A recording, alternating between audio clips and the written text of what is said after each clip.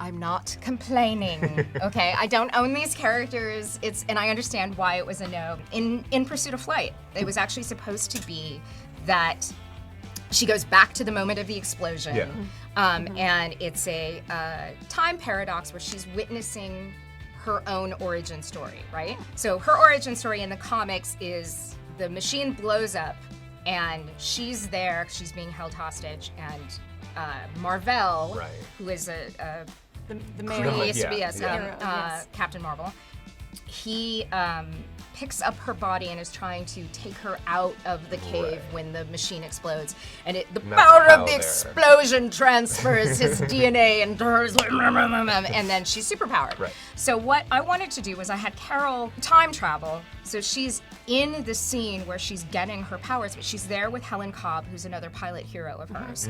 And she and Helen are watching the moment. Helen wants the powers, so she intentionally runs into the scene to be caught in the explosion.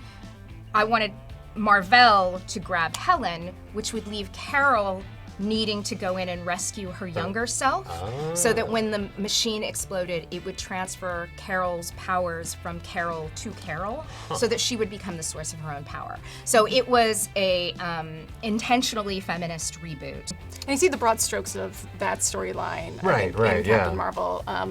Helen Cobb, huge inspiration for Wendy Lawson.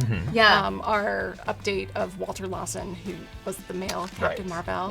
But we wanted Carol, that had to be a moment where she made a heroic decision that resulted in her powers. We couldn't have a male Captain Marvel swoop in, save her. We wanted the source of her power to come from her own decision making.